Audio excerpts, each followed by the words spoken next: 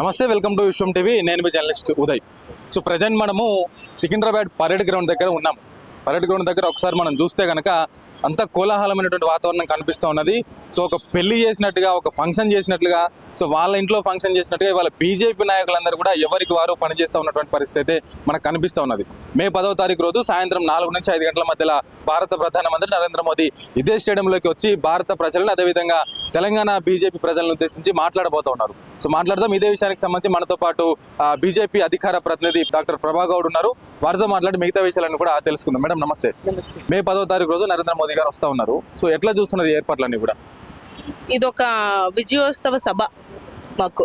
అంటే after 3 states winnowing తర్వాత ఆయన 3వసారి ప్రధానమంత్రి అయిన తర్వాత మొదటిసారి తెలంగాణ గడ్డ మీదకి వస్తున్నారు. సో మేము మహిళల్లో అందరం కలిపి ఆయనకి ఆహ్వానం పలుకుతున్నాము. మహిళలే కాదు, యావత్ ప్రజానికం, తెలంగాణ గడ్డ మీద ఉన్న యావత్ ప్రజానికం కూడా ఆయనకి ఆహ్వానం పలుకుతుంది. అది సోషల్ మీడియాలో అవనియండి, డైరెక్ట్గా అవనియండి. So we are very happy. Next Telangana గడ్డ మీద బీజేపీ జెండా ఎగురుతుంది.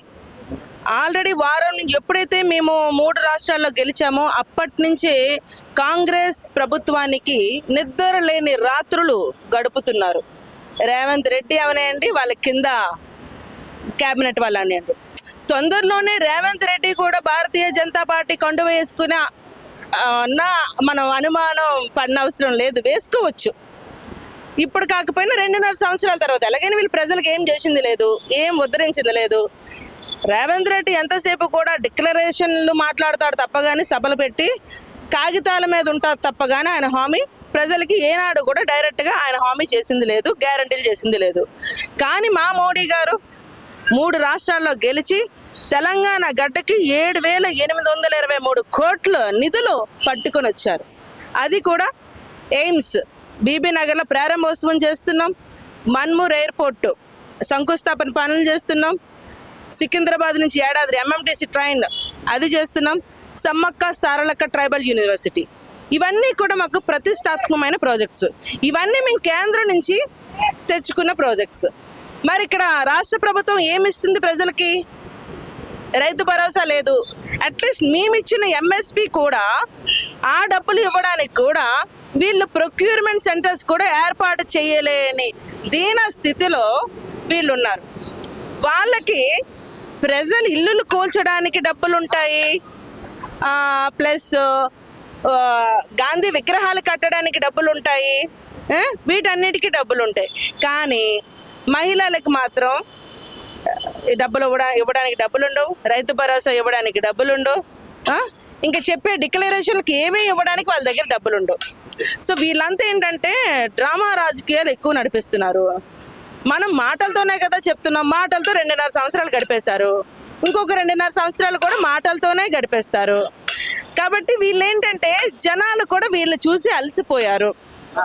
10 ఏళ్లలో బీఆర్ఎస్ పార్టీని చూశారు, ఆ తర్వాత కాంగ్రెస్ పార్టీని చూస్తున్నారు. ఇంకా తర్వాత దీని ప్రత్యామ్నాయం ఏముంది? భారతీయ జనతా పార్టీ. తెలంగాణ గడ్డ మీద భారతీయ జనతా పార్టీ జెండా ఎగరవేస్తుంది. ఇక్కడ ఇంకో ప్రశ్న, డ్రామాలు ఆడుతున్నది కాంగ్రెస్ పార్టీ ప్రభుత్వం అని చెప్పి మీరు అంటున్నారు. వాళ్ళ డ్రామాలు ఆడుతున్నది కాంగ్రెస్ కాదు, బీజేపీ అని వాళ్ళు అంటున్నారు. ఎట్లా అనంటే డీలిమిటేషన్ పేరుతో మహిళా బిల్లు తీసుకొచ్చి దాన్ని ఆమోదం పొందకుండా చేసి మహిళలకు అన్యాయం చేసింది ఇదే బీజేపీ పార్టీ. సంవత్సరానికి 2 కోట్ల ఉద్యోగాలు ఇస్తామని మోసం చేసింది ఇదే బీజేపీ పార్టీ. మళ్ళీ ఏం మోకం పెట్టుకొని వస్తుండే మోడీకి రాష్ట్రానికి అని చెప్పేసి అడగమంటున్నారు వాళ్ళు. ఓకే సరే, ఇప్పుడు డీలిమిటేషన్ లేదనుకుందాం. లేకపోతే రేవంత్ రెడ్డి పోటీ చేశాడు కదా, అక్కడ మహిళకి సీట్ ఇస్తే రేవంత్ రెడ్డి ఒప్పుకుంటాడా? ఒప్పుకోడు కదా. ఇక్కడ పురుష స్థానాలు ఎక్కువ ఉన్నాయి, అవునా?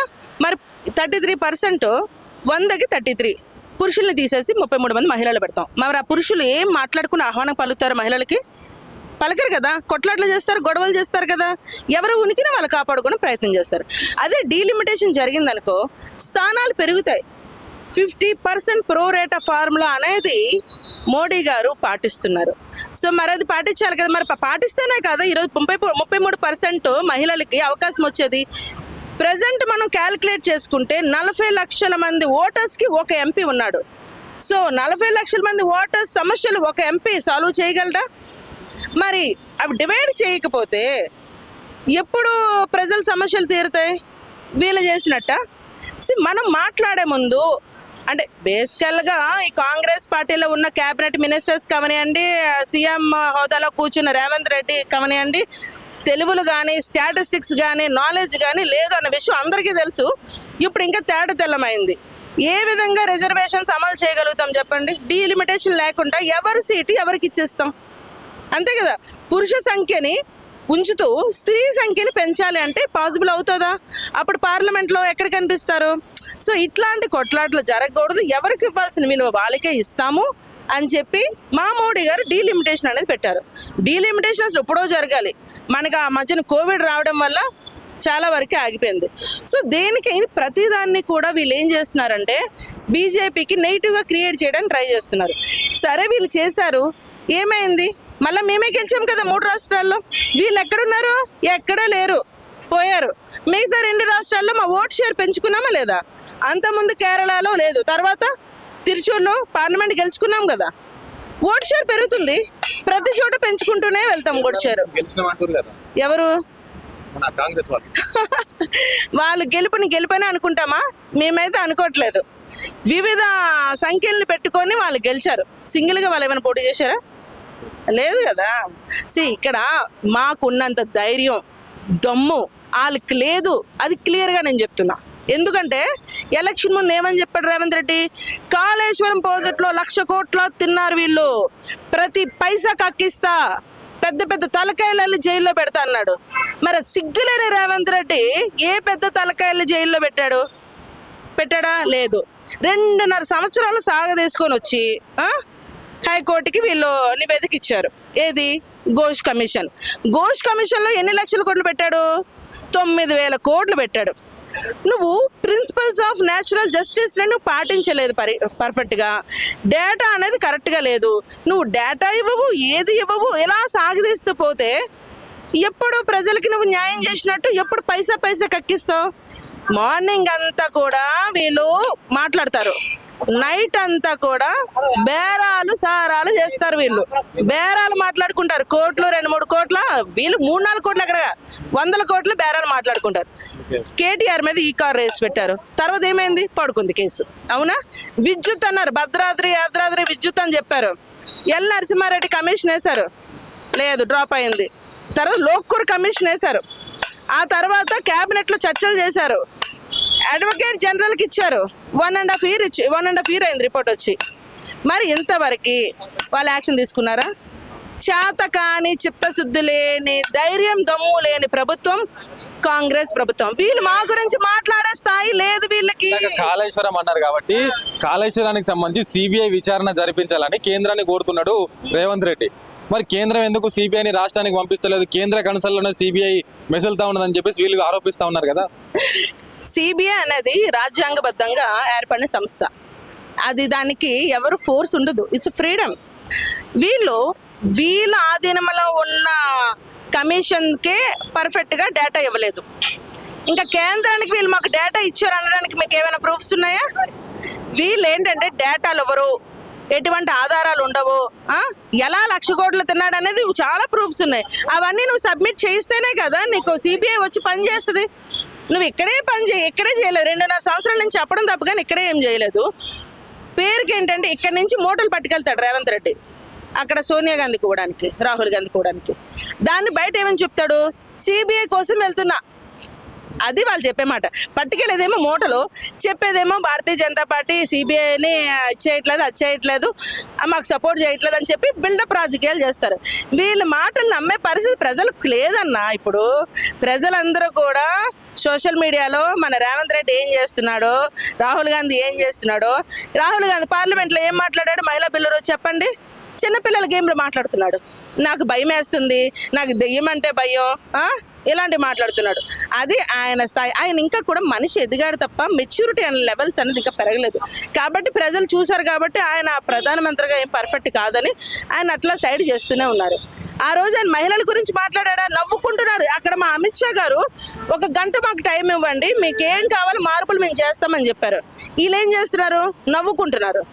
అసలు వీళ్ళు మహిళలకు ఎప్పుడైనా విలువిచ్చారా? ఇవ్వలేదు. వాళ్ళ క్యాబినెట్లో ఎంతమంది మహిళలు ఉన్నారు? 2. వాళ్ళ మాటకి గౌరవం కూడా లేదు. ఇంకా బీఆర్ఎస్ పార్టీ గురించి చెప్పనే అవసరం లేదు. అవునా, 7 ఏళ్ళ వరకు ఒక మహిళా క్యాబినెట్ కూడా లేదు. తర్వాత ఇంకేదో అనుకుంటారని చెప్పి ఏదో ఇవ్వడం జరిగింది. సో వీళ్ళెవ్వరూ కూడా మహిళలకు విలువిచ్చే మనుషులు కాదు. సో మహిళలకి పెద్దపీట వేసే నాయకుడు ఒక్కడే ఒకడు, నరేంద్ర మోడీ గారు తప్ప ఇంకొకరు ఎవ్వరు మాకు లేరు, ఉండరు, ఇక మీద రారు కూడా. ఫైనల్ గా నరేంద్ర మోదీ రేపు వస్తున్నాడు కదా, ఆ సభను మేము అడ్డుకుంటామని కాంగ్రెస్ పార్టీ చెప్తున్నది. కాంగ్రెస్ పార్టీ కాదు, కాంగ్రెస్ పార్టీలో ఉన్న మహిళలందరూ చెప్తున్నారు మేము అడ్డుకుంటామని. వాళ్ళందరికీ ఏం సమాధానం చెప్తున్నారు? మా నరేంద్ర మోడీ గారు షూ పాలిష్ చేయడానికి కూడా పనికిరాని నాయకులందరూ కూడా కాంగ్రెస్ పార్టీలో ఉన్నారు. అడ్డుకున్న సత్తా దమ్ము ఉంటే అడ్డుకోమండి. మేమేం చేసాం మాకు తెలుసు, వాళ్ళు ఏం చేసారు మాకు తెలుసు. చొప్పించి కొడతారు జనాలు వాళ్ళనే, ఎందుకంటే వాళ్ళు ఏం చేయలేదు, ఇక్కడ అన్నీ చేసింది మేము. అర్థమవుతుందా? మేము ఏ నిధులు తెస్తున్నా అది ప్రజల ద్వారా వచ్చిన నిధులా కాదన్న సెకండరీ, కానీ మేము పని చేస్తున్నాం. మరి ప్రజలు ట్యాక్సులు గట్రా వసూలు చేసుకున్నారు కదా స్టేట్ గవర్నమెంట్, మరి ఏమైనా చేసిందా? ఏది చేయలేదు కదా. ఏమంట సిగ్గుండాలి మాట్లాడడానికి. వీళ్ళకి పోయి రైతుల దగ్గర పొమ్మను, సస్తున్నారు రైతులు అక్కడ. నీకు అక్కడ పోవడానికేమో నీకు వీలు లేదు. మా సభలు అడ్డుకునే దమ్ము ధైర్యం నీకుందా? దగ్గర వరకే రాలేవు, అడ్డుకునే వరకు ఎందుకు? అసలు అంత ధైర్యం లేదు వాళ్ళకి. వాళ్ళకి ఎప్పుడో ధైర్యం పోయింది, దమ్ము ఎప్పుడో పోయింది. 2.5 సంవత్సరాల తర్వాత మీరు చూడండి, ప్రతి కాంగ్రెస్ పార్టీ వాడు వచ్చి భారతీయ జనతా పార్టీ జెండా వేసుకోకపోతే అప్పుడు అడగండి. సో చూస్తున్నాం కదా, ఇదే పరిస్థితి. మరి దాదాపు మే 10 తర్వాత రాష్ట్రంలో రాజకీయాలు మారబోతున్నాయి. అవసరమైతే ఈ ముఖ్యమంత్రి రేపు రాబోయే 2.5 సంవత్సరాల తర్వాత బీజేపీ కండువా వేసుకున్నా కూడా ఆశ్చర్యపోని అవసరం లేదు. అడ్డుకుంటామనే వాళ్ళకి మీకు ఒకటే చెప్తా ఉన్నాము, దేనికి అడ్డుకుంటా ఉన్నారు? ఇవాళ మహిళలకు శ్రీరామ రక్ష అని ఎవరైనా ఉన్నారు అని అంటే అది నరేంద్ర మోదీ మాత్రమే. రేపు రాబోయే రోజుల్లో ఎట్లాగైతే మేము 3 రాష్ట్రాల్లో విజయం సాధించామో, తెలంగాణలో కూడా అదే విధంగా విజయం సాధించి మోదీకి ఇక్కడ నుంచి కానుక ఇస్తామని చెప్పేసి కూడా వాళ్ళు చెప్తా ఉన్నటువంటి పరిస్థితి. కెమెరామెన్ చరణ్తో ఉదయ్ విశ్వం టీవీ, సికింద్రాబాద్ పరేడ్ గ్రౌండ్.